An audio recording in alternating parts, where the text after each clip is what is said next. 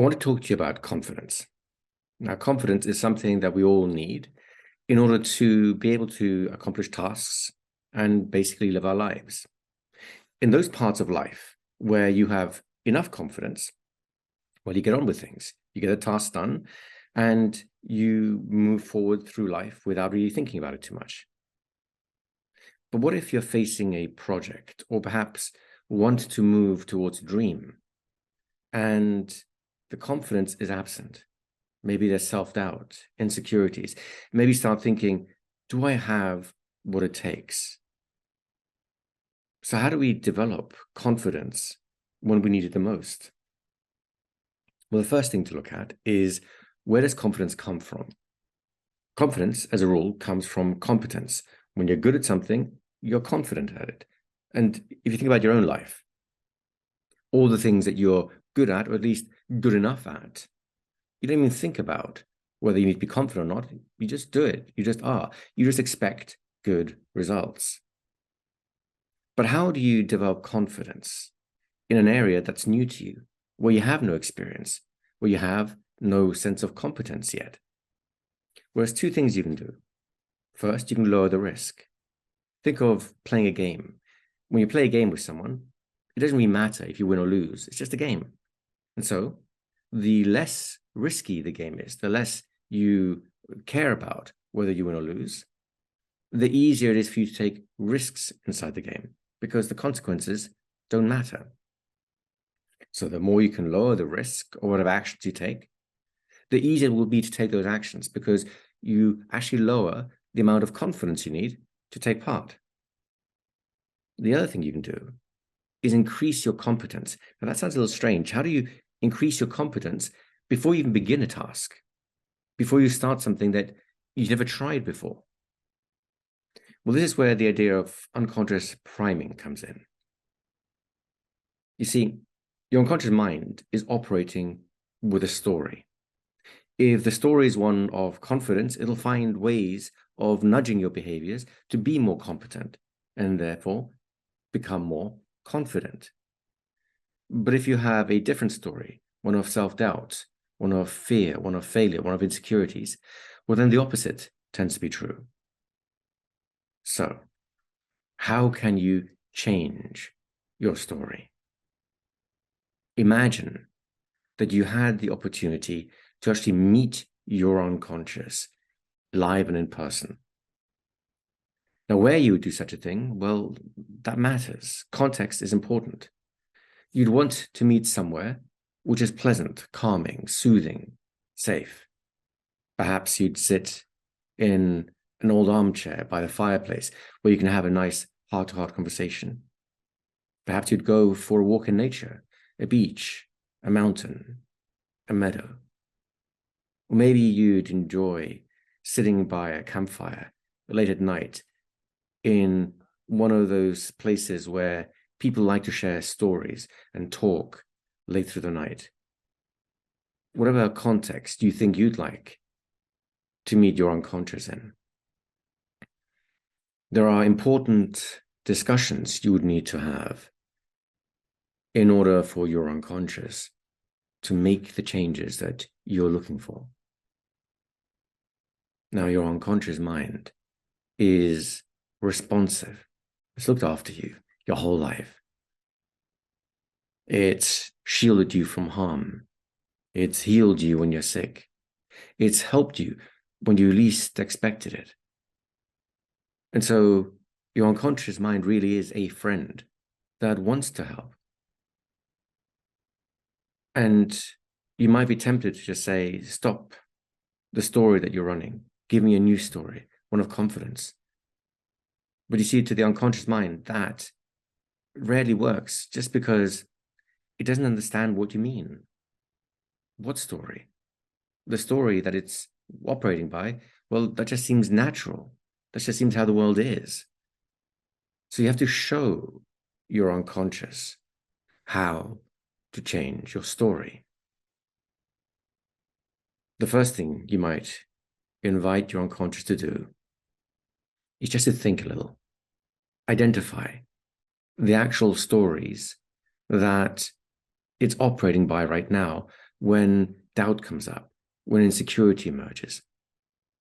You see, it's not just about the beliefs that you have that cause the doubts and insecurities, because each of those beliefs is underpinned by experiences, stories through which your unconscious mind lives your life. And if you could, all you would need to say to your unconscious is, go ahead and think about, remember, identify those memories, those stories in which a lack of confidence emerged, those stories which emerge every time I try to pursue my dream or follow an ambitious project. And it's okay if, for a brief moment, things don't feel particularly good, because this is the unearthing process.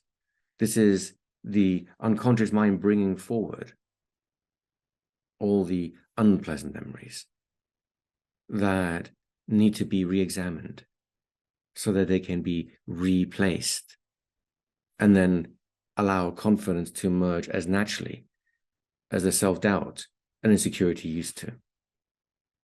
And I really don't know how long your unconscious mind would like to bring up those stories that are currently running the show when it comes to insecurities and doubts and a lack of confidence that allows you to move forward in whatever way you want to.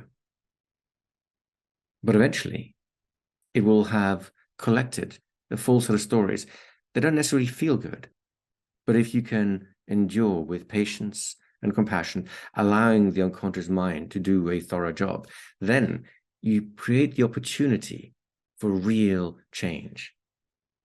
Because what you resist tends to persist, but what you accept, including the unpleasant memories, well, now you have the power to transform. Because here's a secret. All those memories of insecurity, of lack of confidence, they're just memories. They're parts of the pattern of your life. And there are just as many memories where you succeeded, where you felt good, where you accomplished something. So the next thing you might encourage your unconscious mind to do while sitting in this special place together would be simply to recall moments that are different. Perhaps you completed a project, a hobby, a task at work, something you had to do for school, and completing it was effort. It took work, but you did it. And maybe you knew how to do it from the beginning, or maybe you discovered how to do it as you progressed. It doesn't matter how you achieved the project, how you completed the task. What matters is that you did. What matters is that it's an ongoing learning process. What matters is that no matter how much pride of accomplishment or simply accepting the fact that you completed this, that came from that, it's another thread of your life that points in the direction of competence and therefore confidence. And your unconscious mind can find hundreds of memories like these naturally and automatically. It can present them to you at a conscious level, or it might just collect them, gather them at an unconscious level. And then what you could do in this direct discussion with your unconscious is encourage it to find more memories. For example, moments where you got the recognition that you deserved for accomplishing something. Perhaps a teacher praised you, or a colleague at work look at what you have achieved with inspiration. Perhaps a boss recognized the good work that you've done, or maybe a family member admires something that you can do, whether or not you admired it. And that recognition feels good, as it ought to. So along the memories of completing something, it's important that your unconscious also evokes memories of the feeling that recognition brings, that sense of accomplishment. There are other memories that your unconscious mind can bring to the mix. For example, you may have had the opportunity to teach someone something. It could be something small, like to use a kettle or a stove. Or it might be something larger, like how to complete a certain task at work, write an essay at school. But see, whenever you taught someone something that they couldn't do, it acknowledged your knowledge, your expertise, your experience. And these are memories that your unconscious mind can draw upon, along with the feelings of accomplishment and the certainty that you have completed tasks, even difficult and challenging tasks in the past. This becomes a whole new basket of stories that have come directly from your own life that you can't argue with, but your unconscious mind won't argue with, because they're just as much you as the other stories, the ones on which the beliefs around doubts and insecurity were based. And so now your unconscious mind has a basket or two baskets of stories, ones that are based on self-doubt and ones that are based on accomplishment and confidence and good feelings. Now, it might be enough to just say to the unconscious mind, take the new basket, run with it. And maybe it can, and maybe it cannot. So we can encourage our unconscious mind to take further step. The more it works with these new positive memories, the more the true story from it can emerge. If you were in this calm, pleasant place, sitting next to your unconscious, having this in-depth conversation, I'd encourage you to ask your unconscious mind to now focus on this new basket of memories and analyze it, think about it, discover what qualities, what resources, what skills, what attitudes were present in that basket of memories that allowed things to work out the way that they did. This is you finding your own resources, your own competence, your own abilities to grow and succeed even in uncertain times. And your unconscious mind needs those lessons so that the story can attach to belief, so the story can transform the way you approach life. Because the more it investigates and analyzes what qualities and resources and skills and attitudes were present in moments of accomplishment, of recognition, of teaching someone, and more, the more it starts to gather a basket of qualities, a third component for your confidence. The more it gathers a sense of accomplishment, determination, resilience, purpose, drive, whatever was present in those memories where you accomplished something, where you were recognized for accomplishing something, where you shared your accomplishments with others, the more the story that your unconscious mind can base your future on starts to emerge. And you could directly say to your unconscious, gather all these resources together in one place, shape them, form them, project them into an image of yourself. But this image is based on these positive qualities: the strength of character, the resilience, the determination, the focus. Whatever was present in those memories, whatever your unconscious mind analyzed and gathered together, can now be projected into a concept of yourself, of who you are, of what you are capable of. Because if you could do it in those memories, you can do it again. Now, it's important that you test this theory out. This self-image is only an idea for now. And ideas become real when you test them. So you could say to your unconscious, go ahead and project this new self-image, the one with confidence and competence, the one that accomplishes, the one that is resilient, the one that is strong, the one that has achieved those things that I know I've achieved in those basket of positive memories. And test it. Place that version of you into a different scenario with more uncertainties, and watch how that version of you operates. Now, I don't know if your unconscious mind will do that on its own in private, or if it will share those imaginings with you, those tests, so you can observe yourself succeeding in places where you may have failed in the past. All that matters is the test continues, and with each test that you pass, something inside you wakes up. It feels good to succeed. It's only natural. And with each test, with each feeling, you can encourage your unconscious and say, now develop a story that fits this version of me, that fits these memories, that fits the way that I can act in these situations. Now that you've tested them, create a new story that fits that is based on the resources that came from genuine memories that are part of the stuff of my life.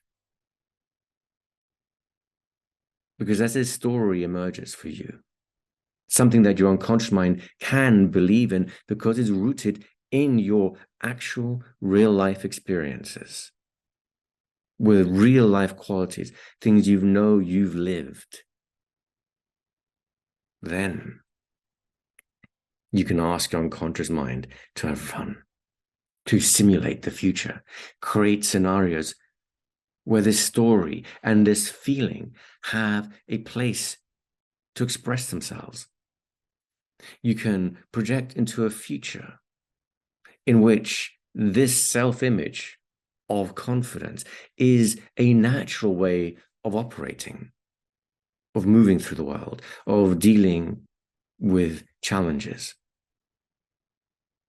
The more you do this, the deeper that confidence runs. You are essentially conditioning yourself to be confident because you're thinking confident. Your resources support your confidence. Your story supports your confidence. Your actions support your confidence, even in those moments where you temporarily fail, because you learn and you grow and you change. And nothing can stop your unconscious when it's free to learn and grow and change like this. And with each moment that you anticipate being like this in your future, you are conditioning this self in the future. It doesn't even have to happen at the conscious level. You can dream at night. You can have daydreams. It can happen in the back of your mind. It can arise as spontaneous feelings. All that really matters is that you begin to develop a genuine sense of curiosity of what behaviors are going to show up as the days and the weeks and the months go by, as a result of this new self-image, of this new story, of these new beliefs, of these new feelings that your unconscious mind has generated and tested and evaluated and created for you. And I really don't know how you'd have that conversation with your unconscious. All I know is that if you took a moment in meditation, in self-hypnosis, in dreams at night, in daydreams, in your imaginings, wherever you think it would fit for you, but if you took the time to invite your unconscious mind to have a conversation like that, then I know the story through which you are living your life will change. And when that changes, all you have to do is sit back and watch as new behaviors and new feelings show up as the days become weeks and the weeks becomes months. And that's how approaching your dreams or more ambitious projects becomes totally natural for you. Now, I hope that you found our discussion today useful. If so, I'd love to hear from you.